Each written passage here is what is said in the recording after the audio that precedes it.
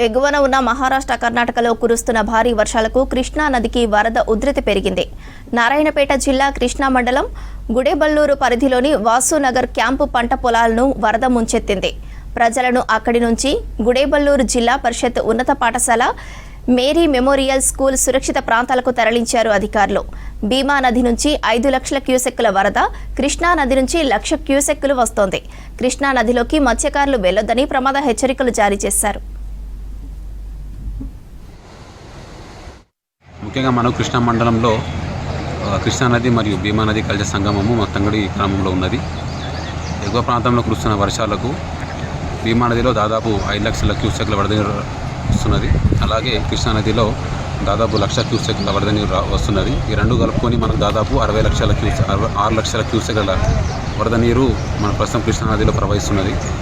ఇది అంత ప్రమాదం లేకున్నా మనము అలర్ట్గా ఉండే పరిస్థితి ఇప్పుడు.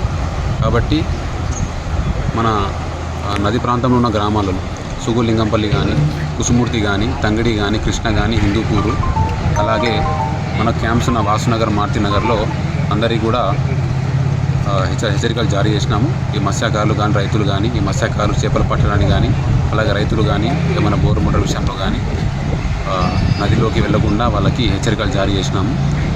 అదే సమయంలో వాసునగర్లో కొన్ని నీళ్లు గ్రామం ఆ వాసునగర్ క్యాంప్లో రావడం జరిగింది. ఈరోజు ఉదయాన్నే నేను తహసీల్దార్ గారు ఆ స్థలాన్ని పర్యటించి ఇక్కడ వాళ్లకు ప్రమాద హెచ్చరికలు ఉన్నాయని చెప్పేసి వాళ్ళతో మీటింగ్ కలిపి చెప్పి వాళ్లకు పునరావాస కేంద్రంగా మన జెడ్పీహెచ్ఎస్ గుడేబల్లూరు మరియు అక్కడ మేరీ మెమోరియల్ స్కూళ్లను వాళ్ళకి కేటాయించడం జరిగింది.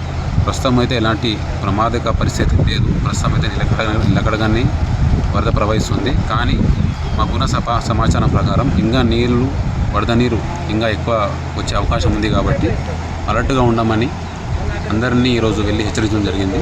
కాబట్టి కృష్ణా మండల ప్రాంత ప్రజలు, రైతులు, మత్స్యకారులు అందరూ కూడా ఇటు విషయాన్ని గమనించి